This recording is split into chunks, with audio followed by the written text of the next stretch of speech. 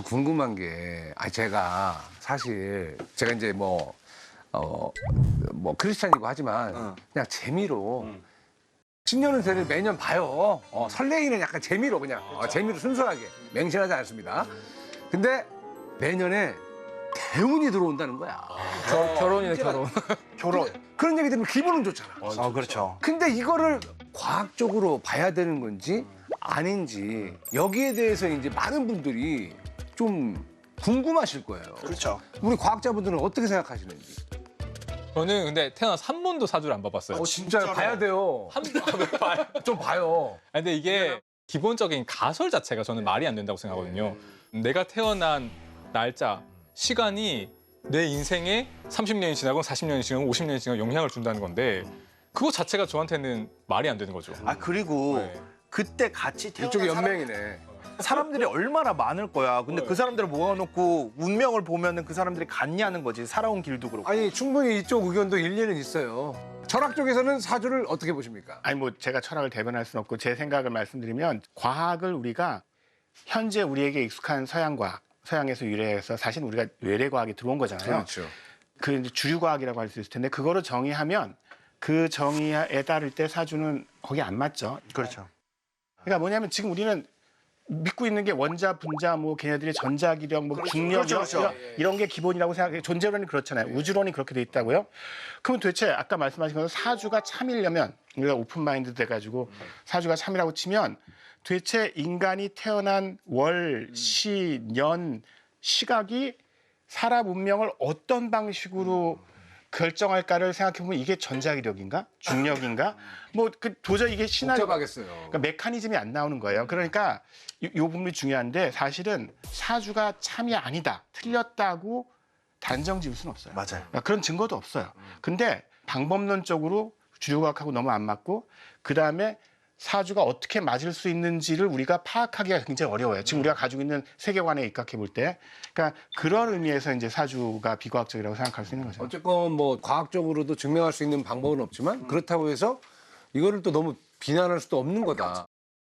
저는 사주가 과학은 아니라고 생각을 해요. 왜 그러냐면 우리가 일반적으로 뭔가 얘기를 했을 때 예를 들어서 뭐 별자리 이런 것들도 되게 많이 보잖아요. 이런 보면은 교수님 같은 경우에는 다음 주에 되게 많은 도전이 있을 거지만 내면적으로는 진취적인 도전을 즐기는 그런 것들이 있어서 신문에서 잘 극복해낼 겁니다. 그런 거 나오잖아요. 오늘의 운세 보면은 내가 예를 들어 내가 닭띠면은 닭띠도 내 얘기 같기도 하고 쥐띠도 내 얘기 같기도 그렇게 하고 하면 다 내 얘기지. 그러니까 그런 거를 반엄 효과라고 그래요. 과학적으로 진짜 심리학적으로 있는 효과예요. 사람 이름이 반엄? 반엄. 저거 내 얘긴데. 그러니까. 라고 하는 그런 거다라고 하는 얘긴데, 헤이, beautiful. 사주 있어. 오래된 그 학문이고. 그렇죠. 예, 그리고 어떻게 보면 그 빅데이터의 어떤 시초가 아닌가. 이런 생각을 해요. 그러니까 사주 자체를 부정을 하는 건 아니에요. 데이터가 많으니까. 오랫동안 우리 문화의 한 부분으로 자리를 잡은 거잖아요. 근데 그게 과학적인 거냐 아니냐라고 봤을 때 방법론적으로는 저는 과학적이지 않다라고 얘기를 하는 거죠. 혹시 올해 우리 몰래 사주 봤는데 좀 안 좋아서 그러는 거 아니에요? 딱 걸렸어. 황영 씨, 올해 사주가 좀 안 좋아서. 올해 사주가 사주를 부정할 사주네. 올해 사주는 약간 좀 안 좋았나 봐. 근데 이게 뭐 하는 사람 다 우리가 아니까. 사주가 과학이냐 아니냐 또 앞서 말했던 여러 가지 이야기하려면 유사과학이 뭔지를 먼저 생각을 해야 그래야 이야기가 진행이 될 것 같아요. 그래서 묻습니다. 유사과학이라는 게 뭡니까? 이게 유사라는 표현이 사실 우리가 한국말로 쓰다 보니까 혼동하는 분이 많아요. 맞아요. 비슷하다. 이런 단어로 생각하면은 과학이랑 비슷한데 검증만 안 된 건가? 가짜 과학은 또 아니잖아요. 가짜 과학이에요. 그래요? 그러니까 영어로는 되게 명확하게 나와 있어요. 수도라고. 이게 유사품 그거예요. 유사품이 유사품에 속지 마세요. 이 유사 그거라 가짜 과학이란 단어로 만들어진 단어인데 가짜 과학이라고 차라리 쉽게 얘기하지 왜? 그 너무 또 직설적이라서 그럴 수도 있고 또 한자로. 사이비과학이라는 용어가 있어요. 그래서 예. 슈더 사이언스를 직역해가지고 사이비과학. 그건 과학이 확실히 아닌 거죠. 짭과학. 좀 이상하네. 어감이 좀 이상하네. 짭과학. 그런데 사이비과학이든 유사과학이든 어떤 문제가 있냐면 그 어떤 특정 시기에 주류 과학과 그렇지 않은 걸 구별하는 건 아주 명확해요. 왜냐하면 이제 학술지도 있고 학술 단체도 있고 교과서가 있으니까 그 교과서에 실린 의견들과 그거에 입각해서 진행되는 연구는 다 주류 과학이에요. 근데 주류 과학이냐 아니냐가 역사적으로 변화해 왔기 때문에 그 유사과학이다 아니다를 갖다가 아주 간단하게 그렇게 얘기하기보다는 훨씬 더 이렇게 과정으로서 그러니까 이게 과학이었다 과학이 아닌 경우도 있고 그러니까 주류과학이었다 주류과학이 아닌 것도 있고 거꾸로도 있고 그다음에 아예 그런 노력조차 안 하기 때문에 그러니까 뭐 실험이라든가 검증이라든가 그런 건 사실은 천년이 지나도 사실은 과학이 될 가능성은 거의 없거든요. 예, 그런 것도 있고 이렇게 좀 이건 자세하게 봐야 될 필요가 있어요. 딱 정의 내릴 수 없는 약간 또 묘한 어떤 그런 부분들이 좀 많이 있다라는 얘기잖아요. 20세기 초까지 아직 우리가 방사성 물질에 대해서 지식이 별로 없었던 상태에서는 방사성 물질의 의료적 기능에 대해서 사람들이 굉장히 기대를 가지고 실제로 많은 과학자들이 집에다가 설치하는 방사성 물질 나오는 아니 농담이 아니에요. 그거 팔았어요. 예, 예. 알아요. 그 사실 지금은 끔찍한 얘기죠. 그거 완전히 그냥 바로 맞고 다 사람들 크게 다칠 수 있는데 그걸 팔았어요 그때. 보세요. 그 미국에 50년대 장난감 중에 우라늄 장난감이 그러니까 있어요. 있어요. 뭐 아시죠? 물론 처음 들어봤어요, 진짜요? 우라늄 과학 상자 같은 게 있다니까요. 말 나온 김에 옛날에는 참 과학도 틀렸던 게 많아요. 예를 들어서 천동설 이런 거 있잖아요. 지구는 가만히 있는데 얘네들이 돈다. 근데 그것도 어쨌건 과학적으로 틀렸다는 거를 발견했지 않습니까? 천동설 얘기를 해서 그런데 결국에는 그 믿음이 이제 종교적인 거 그다음에 그 당시 사회를 전반적인 지배를 하고 있었던 그 지배력과도 관계가 있었기 때문에 그 틀을 깬다는 거는 너무나 힘든 일이었어요. 어떤 분들은 과학자가 되게 오만하다 아니면 과학이라는 학문이 되게 오만하다라고 얘기를 하는데 저는 그 무엇보다 과학은 아주 겸손한 학문이라고 생각을 해요. 왜냐하면 관측을 하고 또 이론적으로 검증을 하고 그다음에 여러 가지 관측 결과를 통해서 지동설이 맞다라는 것을 받아들일 수 있잖아요. 저는 과학의 힘이 거기에 있다고 봐요. 그 우리가 천동설, 지동설 문제 같은 거를 볼 때 조금 조심해야 될 게 실제로 철저하게 과학적인 태도를 가졌기 때문에 지동설이 받아들여지기 어려웠던 이유도 있어요. 왜 그러냐면 이런 거예요. 보세요. 지구가 만약에 태양 주위를 돈다면 어마무시하게 빠른 속도로 돌아요. 공전 속도가 엄청나거든요. 근데 왜 우리는 그걸 못 느끼냔 말이야. 그럼 현재는 그걸 설명할 수 있어요. 관성의 법칙으로. 하지만 코페르니쿠스는 그 관성운동의 법칙으로 그 역학을 만들어낸 뉴턴보다 200년 앞선 사람이에요. 그러니까 코페르니쿠스는 그걸 설명할 방법이 없었어요. 그러니까 뉴턴 역학이 없으니까 설명 못하는 게 너무 많은 거예요. 이게 이렇게 빨리 도는데 왜 우리는 못 느끼고 사람들은 거기에 대해서 아무 반응이 없고 그다음에 얘네들은 왜 도는지. 아는데 설명을 못 하겠네? 이런 거죠. 그렇죠. 그러니까 고민하다가 코페르니쿠스 책 서문에 그렇게 써 있어요. 내가 열심히 노력해서 여기까지는 만들어놨는데 부족한 점이 많다. 후학들이 많은 그 질정을 통해서 좀 더 발전했으면 좋겠다. 저는 거기에 핵심이 있다고 생각해요. 과학의 핵심이. 뭐냐면 되게 과학이 참된 진리다라는 걸 과학자들은 좀 강조하는 경향이 있는데 저는 그게 전략적으로 좀 잘못된 것 같아요. 왜냐하면 만약에 과학이 참된 진리를 그렇게 많이 말한다면 역설적으로 과학이 진보를 못해요. 왜냐하면 진보를 한다는 건 뭐예요? 그 전에 틀렸던 걸 갖다가 다시 고쳐가지고 더 좋게 만든다는 수정이 거잖아요. 없다라는 거죠. 뭐 이미 다 저 참된 진리를 밝혀냈는데 어떻게 수정해가지고 이거 건들지 마세요. 네. 이거 건들지 마세요. 내가 발견한 겁니다. 이렇게 되니까. 정확히. 예. 그러니까 과학의 정말로 제가 보기엔 장점은 아까 말씀하신 겸손한 태도. 즉 뭐냐면 지금까지 우리가 연구한 바로로 그리고 우리가 가지고 있는 증거를 볼 때 이게 최선이다. 그리고 이것만큼 잘 검증된 이론은 없다. 그렇지만 이것도 물론 틀릴 수 있고 우리는 끊임없이 더 좋은 이론을 찾기 위해서 노력하겠다. 이 자세가 중요한 거지. 얘는 참이고 얘는 거짓이고 이렇게 딱 갈라치는 그런 거는 그렇게 과학적 태도가 아니에요. 이게 코페르니쿠스 말씀하시는 게 낭만이 있어요.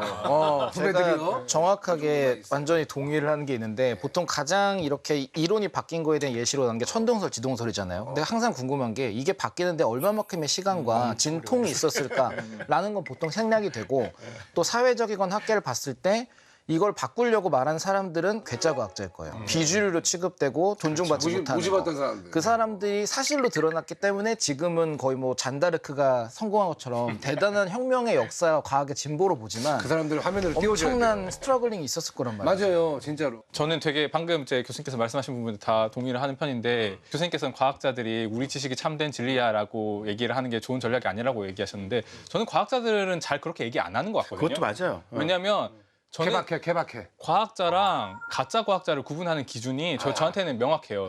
나를 의심해라. 내가 말하는 걸 의심해라라고 좋다. 말하는 사람은 과학자고 그렇지. 내가 말하는 걸 믿어.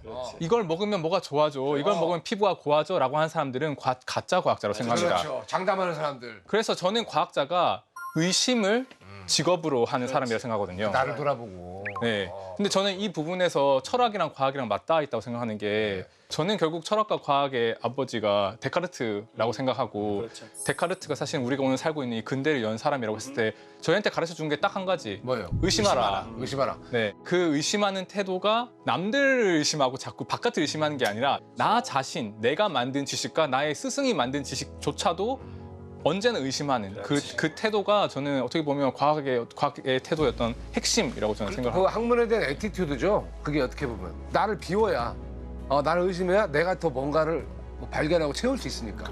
너무 재밌잖아요. 당신을 의심할 수 있어서 나 너무 행복해요. 예. 얼마나 좋아요. 근데 이런 걸 물어보고 싶어요. 오히려 이 과학자들한테 진짜 복장 터지게 하는 복장 터지게 하는 유사 과학도 있었는지. 예, 뭐 예를 들어서 이제 어떤 그 제품이 나오면 이제 누구 얼굴이 들어갑니다. 과학자. 근데 이 사람이 과학자인지 아닌지 모르겠어. 연기자지 보통. 그런 거 있잖아요. 있죠. 특히나 이제 그 지방에 계시는 어르신분들, 예, 뭐 매트 안 사신 분 없습니다. 그죠? 그냥 자기만 하면은 그냥 뭐가 뽕뽕뽕 나온다, 뭐 몸에 좋은 것들이 나온다, 이런 것도 원적외선이 뿜어져 뭐 나오는. 있잖아요. 음이온. 원적외선 어떻게 생각합니까? 원적외선은 사실 별 효과가 없고 아 그래요? 근데 원적외선도 결국에는 일종의 방사되는 전자기파기 때문에 그런 에너지를 아무런 의미 없이 내놓을 정도면 얘는 방사성 물질이라고 맞아. 구분한 게 맞아요. 사실. 옛날에 자동차 있잖아요. 시거츠 꽂아가지고 90년대 때 그 차 뒤에다가 저 뒤쪽에다가 달아놓는 그 피톤치드 음이온 발생기 있어. 음이온 발생기. 그거 어떻게 그놈의 생각해요? 음이온. 어떻게 생각해요? 그때 음이온 바람이었잖아요. 음이온도 사실 별 의미가 없는 게 그래요? 보통 자외선을 받았을 때 폭포나 이런 데 음이온 많이 나온다 그러잖아요. 물방울 같은 데 자외선 받으면 그게 이온화되는 거라서 그냥 발생하는 것뿐이고 오히려 너무 많으면 안 좋아요. 근데 요즘에는 공기청정기 이런 것도 그 자외선 살균 기능 있잖아요. 나 많은데 공기청정기. 네, 근데 이게 할 때 주의사항이 환기될 때 하고 항상 틀어놓지 말고 이런 게 있는 게 계속 틀어놓으면 거기서 오존이나 음이온이 나오면 오히려 몸에 안 좋아져. 잠깐만, 나 공기청정기가 지금 방마다 하나에다가 거실에 있는데. 그냥 작동할 땐 괜찮고 이제 쿨타임이에요. 살균 기능을 켰을 때 살균. 자외선 살균. 살균은 없죠. 근데 그걸 그냥 주기적으로만 하지 항상 하지는 말라 써 있거든요. 또 좋은 생활팁까지 배우네요. 아니 그리고 나는 이제 또 유사과학 하니까 좀 궁금한 게 과학자분들도 혹시 유사과학에 끌려본 적이 있는지 너무 궁금합니다. 전 전문가죠. 어디에 끌렸어요? 왜 끌렸어요? 어떤 전문가? 어디에 끌렸습니까? 저는 제일 그래도 크게 끌린 건 이제 오컬트 쪽에. 이거 옷걸때 왜 오컬트는 끌리는 거야? 약간 그 이게 과학이라기보다는 다른 쪽 아니에요, 완전히? 저는 초자연을 또 좋아해요. 진짜 이게 끌렸다는 게 오컬트 매니아 이게 아니라 얘 타로 공부도 많이 했었고 그리고 대학교 1학년 때나 고등학교 때는 그 외국 책을 사서 그 악마 소환 이런 거 그려서 초불 키우고 수정 놓고 대박이네. 밤에 시간 해서 과학자잖아. 그거는 취미였어요? 아니면 그냥 끌린 거예요? 이랬으면 좋겠다. 지금도 관심은 많아요. 솔직히 과학자가 분석적으로 산다고 하루 종일 모든 걸 분석적으로 보고 살 수는 없잖아요. 사람이니까. 저만의 그런 다른 그런 분야가 있는 셈이고 어떻게 보면 이건 유사보다 더 심한 거예요. 비과학이니까. 저는 이게 알고 이제 옷걸트가 과학은 아니라는 걸 알고 끌린 거잖아요, 사실은. 약간 그런 쪽 과학이면 아니에요? 좋겠다. 그렇지. 과학이면 그냥 좋겠다. 관심의 일부. 저는 아예 그게 과학인지 아닌지조차 모르고 되게 끌렸던 게 하나가 있어요. 뭐예요? 해독 주스 아세요? 너무 잘하죠. 해독 주스 해독 주스, ABC 주스. 뭐 드셔보셨습니까? 그냥 뭐 알지. 이제 마셨죠. 뭐 샐러리 사고 뭐 애플 사고 당근 사고 맛이 없어. 몸에 좋은 거 쓰다고 해도 너무 맛이 없어. 한 달 동안 진짜 많이 버틴 거야. 한 달은. 근데 몸이 막 그렇게 개선되는 것 같지 않고 그렇지. 맛은 계속 없어요. 그래서 찾아봤어요. 그랬더니 해독 주스가 요크코크가 있는 게 아니에요. 오히려 그거는 영양이 불충분한 상태에서 계속 먹으면은 당만 오를 수 있다는 거예요. 왜냐면 과학자가 그게 뭔지도 모르고 먹고 나서 그거를 이제 찾아봤다는 보통은 게 찾아볼 텐데 웃기잖아요. 먼저. 그러니까. 왜냐면 근데 그만큼 절실했던 거야. 그렇지. 여러분들 뭐 우리 시청자분들 보시겠지만 이렇게 배운 사람들 이런 과학자들도 유사과학에 끌려하기도 합니다. 별반 다를 게 없어요 우리랑. 그러니까 과학자들도 끌리는 유사과학. 왜 사람들은 끌려할까? 제가 한번 얘기해 볼게요. 예. 세상에 대해서 참된 지식 좀 쉽게 얘기하면 세상이 진짜로 어떻게 되었는가 사실을 밝혀내려는 게 과학이잖아요. 그렇죠.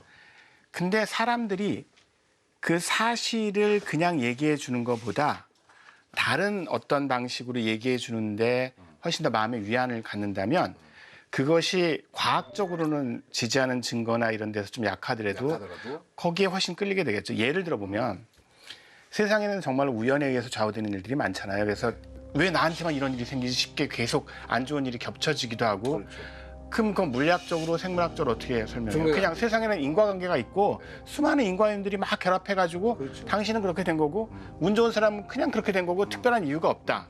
그럼 이런 상황에서 한 가지 방식은 실존주의로 가는 거예요. 까미가 얘기했듯이 세상은 부조리하다. 원래 그런 거야. 또 다른 한 가지 방식은 당신의 사주상 요번에 명리학적으로 따져볼 때 올해가 그렇게 가지고 안 좋은데 내년에는 좀 좋을 수 있고 이런 거 조심. 그러면 적어도 위로를 받죠. 위로를 받고 위안을 받고 그리고 이해가 되잖아요. 그러니까 이게 막 나한테 부당하게 내가 무슨 잘못을 저질렀길래 하는 것보다는 그래도 이유가 있었구나. 그런 데서 사람들이 훨씬 더 공감을 하지 않나. 저도 교수님하고 같은 방면인데 왜 일반인들이 유사과학을 믿냐라고 했을 때 그건 과학자들의 태도하고도 좀 달려 있다고 생각을 하거든요. 과학자들은 아까도 말했지만 보수적이고 계속 의심을 해요. 그렇기에 이게 뭐다라는 정확한 답을 주지는 않아요. 이게 이거일 수 있는 확률이 상당히 높다가 매우 좋은 긍정적인 답인 거예요. 어떤 걸로 보여진다. 내지는 이런 식으로 보여진다. 이런 식으로 추론된다. 그렇죠. 유사과학은 정확하게 답을 줍니다. 그렇죠. 네. 이거 먹으면 아니면 이거 하면 좋음. 일반인들은 그 답을 듣고 싶어 해요. 그러기에 팔리는 거고 그러기에 할머니들이 옥장판을 사시는 거예요. 우리가 지금 우려하고 문제가 됐다는 모든 것들은 과학자가 만들었다기보다는 그걸 활용해서 이득을 볼 수 있거나 이슈를 만들 수 있는 사람들이 해요. 예를 들어서 옛날에 많았죠. 그 피라미드 모양의 속에다 면도칼로 넣으면 재생된다. 피라미드 파워. 이거 그런 게 혼자 있어요? 옛날에 유행을 또 했어요. 언제 쪽이에요? 그러니까 이게? 실제로 과학자들이 우리가 흔히 말하는 유사과학이라는 것을 되게 싫어하고 힘들어하는 거는 유사과학을 통해서 그들이 과학이라는 탈을 쓰고 누군가에게 피해를 입히기 때문에 물질적이기든 그렇죠. 정신적이든 건강이든 사실 이걸 구별을 하기가 쉽지가 않아요. 여러분들은 어느 정도 이제 이렇기 때문에 사람들이 끌려하는 거다라는 말씀을 하실 수는 있지만 그럼 일반 사람들은 이 진실을 어쨌거나 구별을 해야 됩니다. 어떻게 구별을 해야 되나? 진실을 어떻게 구별해야 될지 방법을 좀 아시면 알려주세요. 제가 봤을 때는 개별적인 지식을 우리가 전달하는 것은 힘들고 중요한 것은 태도 같아요. 의심하는 태도를 특히 권위자라고 하시는 분들, 내가 어디 대학을 나왔고 무슨 연구를 했고 무슨 논문을 썼는데 내 말을 믿어봐라고 할 때 특히 더 의심을 해야 되는 것 같아요. 네. 그러니까 어디나 마찬가지예요. 남 믿고 투자해. 맞아요. 남 믿고 뭐 해. 그러니까 이게 역설적으로 들리시겠지만 유사과학이나 사이비과학이 판치는 이유가 사람들이 과학에 대해서 굉장히 높게 생각하기 때문이에요. 겉보기에는 그 전문가가 아닌 사람들은 판단이 어려울 정도로 과학적으로 보이게 만드는 거예요. 그 말은 뒤집어 얘기하면 현재 많은 사람들이 과학이라고 하면 일단 신뢰하고 그게 있기 때문에 유사과학이나 사이비과학이 굉장히 그 힘을 얻는 거고 그 말을 기반으로 생각해 보면 아까 말씀하신 것처럼 일반인들이 사실은 판단하기가 어렵잖아요. 왜냐하면 그 내용은 굉장히 왜냐면 겉모습은 비슷하니까. 그렇죠. 다 현미경 쓰고 뭐 이러니까. 그러니까 이거를 그냥 단순히 사람들이 잘못된 믿음을 가지고 있다 말다의 문제가 아니라 어떤 경우에는 중요한 결정들을 내릴 수 있게 도움을 줄 필요가 있어요.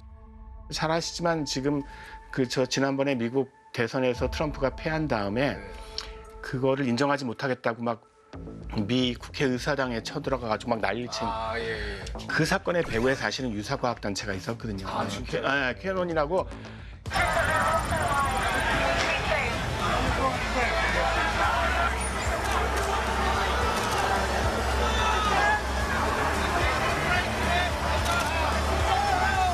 뭐 예를 들어서 코로나 백신은 사람들을 갖다 멍청이로 만들기 위해서 퍼뜨린 뭐 이런 식의 말도 안 되는 근데 그 사람들이 결국은 그런 말도 안 되는 얘기들을 과학의 이름으로 포장한 다음에 널리 퍼뜨려서 결국은 미국 민주주의의 근간이 흔들리는 일까지 갈 수 있다는 거예요. 현혹이 될 수 있으니까. 그러니까 결국은 많은 사람들이 갖춰야 될 역량이 모든 사람들이 다 과학에 대해서 천재가 될 수는 없잖아요. 결국은 그 중요한 결정 순간에 자기가 서치를 해보고 요새는 웹 검색이 되게 잘 돼 있으니까 그래가지고 비판적으로 검토하고 따져보는 게 되게 중요하다고 생각하고 그렇죠. 그게 이제 과학적 태도죠. 그러니까 과학적 태도를 일반 시민들로 견지하는 게 사실은 이 주제에 대해서 제일 중요한.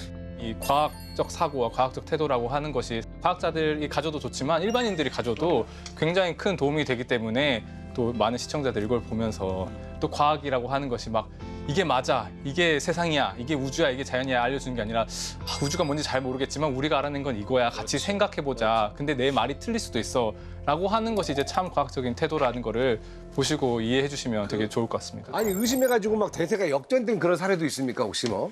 되게 친숙한 사례는 그 이제 자연 발생. 예를 들면 우리가 저 초파리 연구하잖아요. 또 초파리 얘기 한 번씩 해줘야죠. 안 나오면 이제 섭섭해. 네.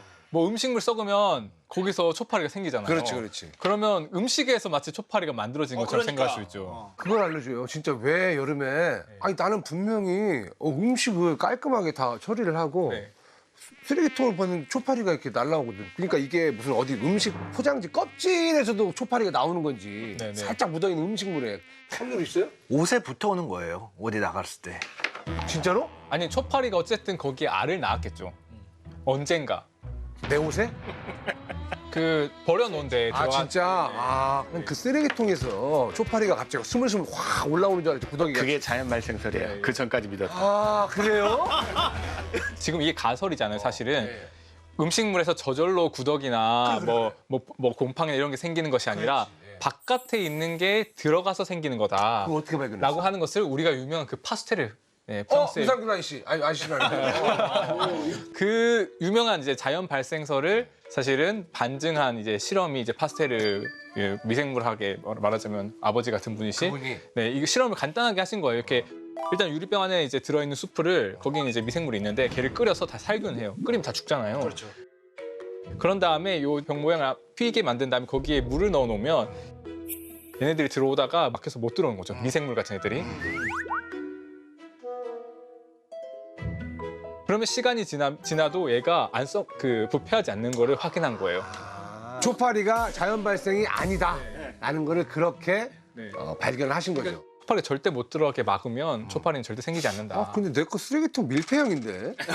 원터치로 해가지고 잘 딱 밀폐시키는 건데. 근데 이제 약간 요게 묘미가 마지막 한마디만 보태자면 파스텔도 의심해야 돼요.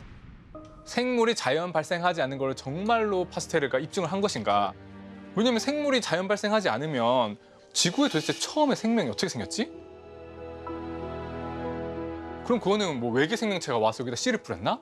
이렇게 의심을 하게 되는 거죠. 그래서 생명이라고 하는 것이 도대체 어떻게 자연 발생했을까라고 하는 큰 질문을 던지고 이게 또 과학의 핵심 주제 중에 거의 철학자신데요. 화학에서는 의심보다는 거의 끝없는 도전이에요. 제일 대표적인 예가 제가 좋아하는 거 괴열병인데 계열병이요. 예전에는 저희가 요즘 현대 사회에서 이제 우리나라 같은 데 살면 괴열병을 많이 겪을 일은 없잖아요. 근데 이게 본격적으로 터진 거는 대항해 시대 때부터 터졌어요. 대항해 시대. 네, 그래서 항상 항해 갈 때 라임 주스랑 사가서 가야 되고. 근데 이 괴열병이 대외적으로 봤을 때는 어느 순간 누군가 이건 비타민 C 때문에 일어나는 거다 해서 그때부터 보급을 한 것 같지만 그 사이에 과정이 되게 많아요. 왜냐하면 사람들이 시도했던 것 중에 과일이 이제 새콤한 게 효과가 있으니까 아 신맛이 나는 게 괴열병에 효과가 있나 봐 해서 비싸잖아요, 과일은. 그래서 황산을 갖고 다녔어요. 배에 황산 싣고 물에 희석해서 황산을? 진짜로? 네, 산이 신맛이 나. 그래 그걸 먹는데 똑같이 걸리는 거죠. 그런 일이. 그다음에 이제 아세트산 했는데 그때는 과일로 식초를 만드니까 이건 또 괜찮은 거야 또 조금. 그리고 그 과정에 거치고 계속 찾다가 야 이거 비타민 C네. 야, 너무 참 처절하다. 왜냐면 그리고 내가 느낀 게 뭐냐면 지금 얘기하는 게 우리가 지금 식당에서 보거를 먹기까지 얼마나 많은 사람들이 죽었을까. 저는 보거랑 네. 버섯 먹게 된 선조를 존경해요. 그죠? 진짜 얼마나 많은 일들이 있었을까라는 생각도 들잖아요. 그분들은 우리 직계 조상은 아니에요. 다 돌아가셔가지고. 혹시 이제 약간 그 비과학이나 유사과학 중에 오히려 주류 과학으로 된 사례도 있는지 반대로. 굉장히 재밌는 사례가 있어요. 아, 제 얘기해 주세요. 네. 사실은 이 자기, 그러니까 그 우리가 자석에 보면 뭐 철가루가 들러붙고 막 이런 어렸을 때 많이 이 자기 현상은 굉장히 신비롭고 아주 그 초자연적인 현상으로 생각됐어요. 그래서 18세기 때까지 이 초자연적 현상은 자연과학의 그 연구 범위를 벗어나는 걸로 생각됐고 두 가지로 되게 사용되는데 하나는 뭐 예상하시겠지만 이제 고가주 치료하는 거.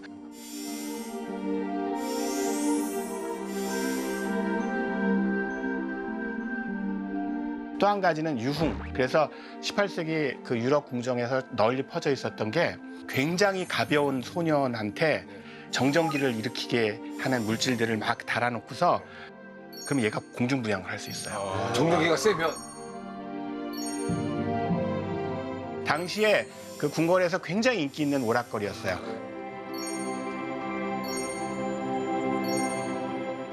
근데 그러고 나서 그때까지 그러니까 얘는 기존 과학 내에서 이론적으로 설명하기도 어렵고 그다음에 실험적으로 검증하기도 어렵고 우리가 그냥 그렇게 장난칠 수 있는 정도. 그런데 19세기에 맥스웰이라는 그 굉장히 위대한 물리학자가 결국 자기라는 게 독립된 현상이 아니라 전기 현상이 어떤 그 변화를 일으키면 전기 현상이 변화에 따라서 자기가 생겨난다. 그리고 그걸 실험적으로 검증도 하고 그걸 통제할 수 있는 방법도 개발하고 해서 전자기학이라는 게 만들어지면서 주류과학이 된 거예요. 그러니까 지금은 그래서 자기를 더 이상 초자연적 현상으로 보지 않죠. 아, 자기가 예전에는 이제 진짜 오락용이고 어떻게 보면 약간 마법 같은 마법 같은. 네. 그런 식의 어떤 그런 그 엔터테인먼트였는데 네. 이게 알고 보니 과학적인 이유가 분명히 있다라는 그런 얘기잖아요. 재밌는 게 지금 말했던 이야기가 참인 줄 알았다가 거짓인 거나 거짓은 참이었잖아요. 또 가는 경우도 있어요. 어디로 가요? 예를 들어서 자기장으로도 치료한다고 하셨는데 효과 없는 줄 알았잖아요. 지금은 우리 MRI 같은 거 찍을 때 쓰는 그 철가루가 있어요. 산화철 입자라고. 얘를 넣고 주변 자기장을 하면 마그네토 서머리라 거기만 열이 나요. 그래서 몸을 안 열고 거기만 태워서 암을 제거하는 거가 실제로 연구가 됩니다. 아, 자기로. 그러면 예전에 저기 어렸을 때 이렇게 부모님들이 붙였던 그 밥 자기방이라고 있어요. 그런 게 있었어요. 그 파스 같은 거 있죠. 자기 자석이 조그맣게 들어가가지고 그래요? 붙이는 게 이런 게 있었어요. 옛날에. 자기방 안다. 알잖아요, 옛날에 어렸을 때. 그 파스에다 조그만 자석이 예, 나요. 예, 그거 하면 효과 없어요. 계산해봤는데 아, 그래요? 그걸로 효과 안 나요. 사실 별 효과 없고 그래요? 관련해서 아까 그 과학이었다가 유사과학이었다가 과학이 된 재밌는 사례가 뭐냐면 그 라마르크라고 하는 프랑스 예전의 생물학자가 이분이 사실 다윈보다 먼저 진화를 얘기하신 분이거든요. 다윈은 유명한데 라마르크는 별로 안 유명한 이유가 이분은 어떻게 진화를 한다고 믿었냐면 기린에 보통 예시를 많이 드는데 기린이 목이 길잖아요. 왜 목이 길어졌을까? 그러면 기린이 높이 있는 잎을 따먹으려고 목을 쭉쭉 빼다 보니까 목이 늘어났고 그 자식들도 그 목이 늘어난 기린의 자식이니까 목이 더 늘어났고 고무고무엘미를 먹지 않았을까? 그러니까 그런 식으로 이제 고무고무의 노력을 계속 세대를 거듭해서 하다 보니까 고무 기린. 그게 궁금하긴 하죠. 왜냐면 기린 유독 보기 기니까 네. 그죠? 그러니까 말하자면 그 어떤 개체가 획득한 형질이 다음 세대로 전달됐을 것이다. 그러면 점점 목이 길어졌을 것이다. 그래서 획득 형질의 유전이라고 하는 게 라마르크의 진화론이 되게 중요한 부분이었거든요. 근데 이게 다윈이 나와서 그거 아니야. 목이 긴 기린이 나온 거는 기린의 목 길이가 다양하게 있는데 어떤 집단 내에서 목이 제일 긴 애가 나뭇잎을 제일 잘 따먹으니까 걔네가 선택해서 걔네가 번성하고 그 과정이 계속되면서 점점점 목이 길어졌을 거야 라고 설명한 게 자연 선택이거든요. 어떤 게 맞는 말이에요? 용불용설은 유사과학이 되고 자연 선택설은 주류 과학이 됐죠. 운명이. 그러니까 참 이게 라이벌이라는 게 그렇죠? 예. 그런데 라이벌전이야. 최근에 이제 사실은 저희 쪽에서는 난리가 한 1, 20년 동안 났던 게 저희 쪽은 예쁜 꼬마 선충. 코마선충 분양해요? 분양합니다. 꼬마 선충이 핫해라고 된 게 획득 형질이 유전이 된다는 걸 보여준 거예요. 연구를 해보니까 어떻게 그게 되는지 아주 작은 RNA, 이번에 노벨상 받은 그런 그렇죠. RNA와 관련된 애들이 이 실제로 획득 형질의 유전, 예를 들면 엄마가 바이러스에 감염됐어요. 그래서 그 바이러스에 대항할 수 있는 능력이 생겼어요. 근데 그 자식들, 손주들까지도 한 번도 바이러스에 감염된 적이 없는데 그 면역 능력을 유전받는 거. 그런 것들이 검증이 되고 그러니까 라마르크의 과학이 유사과학이라고 생겼는데 이거 진짜 그럼 다윈이 맞고 100% 맞냐고 물어보시잖아요. 딱 맞는 거죠. 100% 맞아? 정말 없어? 정말 획득 형질은 유전되지 않아? 라고 다시 의심을 한 진짜 몇백 년이 지나서 의심을 한 이 과학자들이 또다시 엄청 스포트라이트를 그러면 받는 거죠. 라마르크가 이거 알았으면은 자기도 좀 많이 억울하지 그러니까 그게 않았겠네. 핵심인데 라마르크가 그렇다고 맞게 되는 건 아니에요. 그렇죠. 라마르크 생각을 이어받되 추가 연구를 통해서 아까 얘기한 RNA 메커니즘을 발견했기 때문에 그게 설명이 되는 거니까 과학은 계속해서 그런 의미에서 진보하는데 핵심은 옛날에 그 한번 이렇게 거부된 이론이나 생각이라고 해서 무조건 언제든지 컴백 가능하다는 거죠, 원칙적으로. 아니 근데 결국에 이 과학으로 인정을 받으려면은 어떤 그 경험적인 증거가 가장 중요한 거구나라는 생각이 듭니다. 맞아요. 경험이 많아야 돼요. 되게 그 증거를 찾고 실험이라는 게 정말 중요한 것 같은데 자 근데 이제 여러분 저도 참 기대를 많이 했었던 거거든요. 초전도체. 왜 안 나오나 했어? 인터넷 모든 커뮤니티가 난리가 났습니다. 근데 알고 보니 아니었던 걸 수도 있고 조용해집니다. 예, 나중에 또 틀린 걸로 밝혀지기도 하고 이런 일이 왜 발생을 하는 걸까요?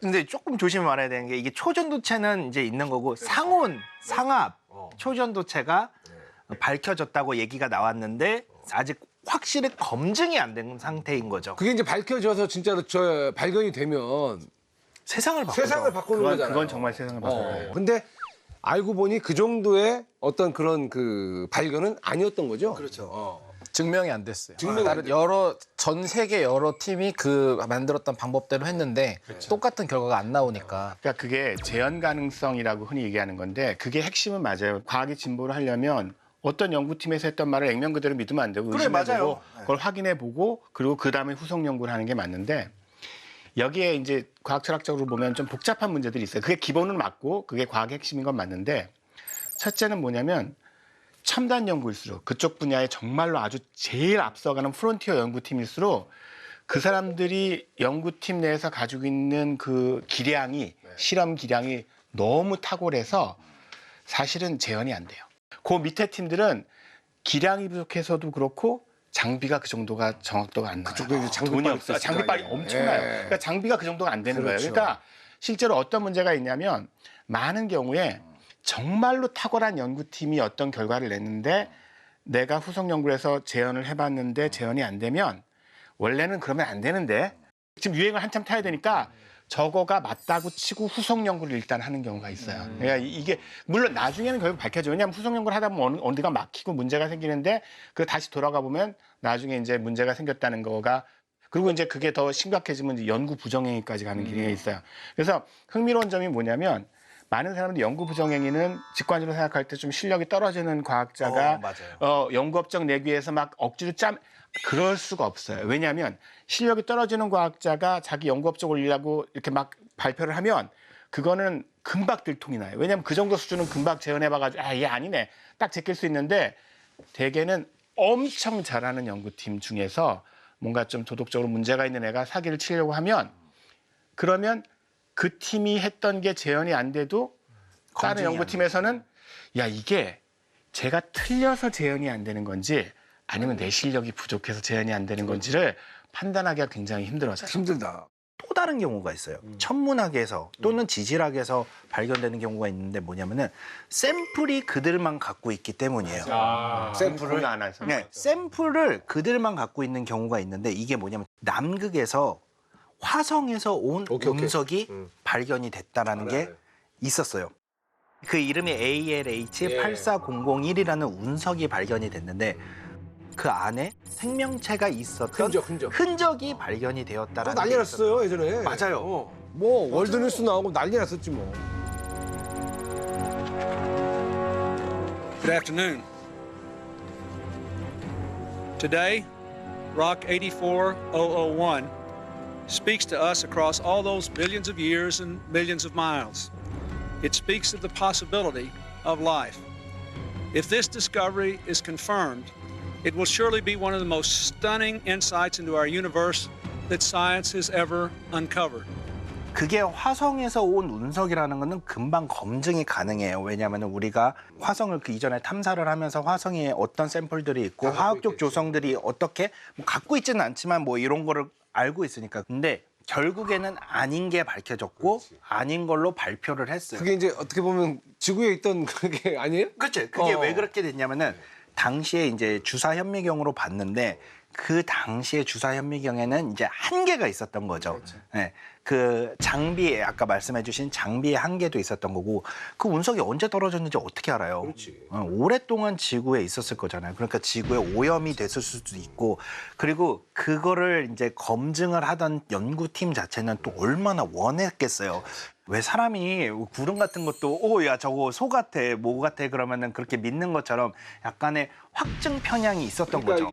그러니까 그렇게 우연의 일치나 그다음에 분석 기술의 한계나 관측 장비의 한계 때문에 과학자가 자기가 충분히 완벽하게 과학적으로 연구를 하고도 여전히 틀리게 되는 경우가 발생을 하는 거예요. 그 되게 재밌는 사례가 하나 있는데요. 그 세른이라고 유럽의 입자 물리학 연구센터 굉장히 그 탑 클래스 연구라고 여기는 제가 그 관련 과학자한테 거기서 연구하는 과학자한테 들었는데 자기가 생각하기에 아무리 획기적인 연구를 했다고 해도 함부로 발표를 못 한대요. 이 연구가 충분히 검증이 됐는지 굉장히 엄청나게 내부 검증을 거친 다음에야 얘기할 수 있대요. 그렇죠. 신제품 발표도 이제 그렇게 하듯이. 그렇죠. 예.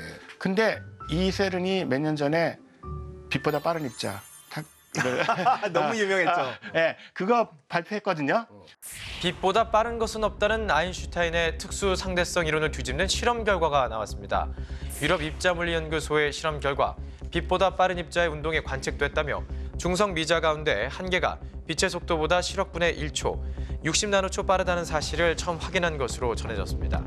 그런데 그때 그 발표에 대해서 세른이 했기 때문에 국내 과학자들이 전부 다 굉장히 열광하면서 드디어 세상이 바뀌었다. 아인슈타인의 상대성 이론이 무너졌다. 빛보다 빠른 게 가능하다. 물리학 효과 새로 써야 된다. 제 교수님들, 다들 그렇게 막 언론 인터뷰하시고 그걸 제가 봤어요. 보다 빠른 거를 발견한 거는 이거는 거의 뭐 세계 발견인데. 그렇죠. 그죠? 예. 과학을 다시 다 만들어야 되는 다만 그렇지. 그런 인터뷰 되게 많이 봤어요. 근데 제가 그때 그 과학자석 수업할 때였는데 제가 그런 예언을 했어요. 제가 물론 이제 예언했다기보다는 그런데 과학의 역사를 볼 때 아마 이게 그 실험의 오류로 밝혀지거나 알고리즘의 오류로 밝혀질 가능성이 진짜 물리학 교과서를 새로 쓸 가능성보다 훨씬 높을 거다라고 예측을 했는데 그 예측이 맞았거든요. 그렇죠. 왜 맞았냐면 이게 과학이 아까 말씀하신 것처럼 서로 경쟁 관계에서 그 상대방의 문제점들을 밝히는 방식으로 진보를 하잖아요. 세른과 경쟁 관계에 있었던 미국의 페르미랩이라는 데가 있어요. 둘 다 굉장히 좋은데요. 여기서 당장 세른의 그 관측 결과 자체는 맞을 수 있지만 거기 그 관측 결과를 분석하는 데 쓴 컴퓨터 알고리즘이 좀 틀린 것 같다라고 이의를 제기했어요. 경쟁사에서. 경쟁사에서. 예. 계속해서 몇 개월 동안 서로 왔다 갔다 하다가 결론은 세른이 인정했어요. 우리가 사실 잘못 분석했다고. 오르다. 그럼 빛보다 빠른 입자는 아직까지는 아직까지는 못 발견했다 적어도. 못 발견한 걸로. 네. 그 정말 그 어떻게 보면은 대단한 그 대단한. 시스템을 갖고 있는 엄청난 자기 그곳에서. 검증 시스템을 가지고 있는. 근데도 틀릴 수 있는. 그렇죠. 그러니까 전문 용어 약간 삽질이라고 그러잖아요. 그렇잖아요.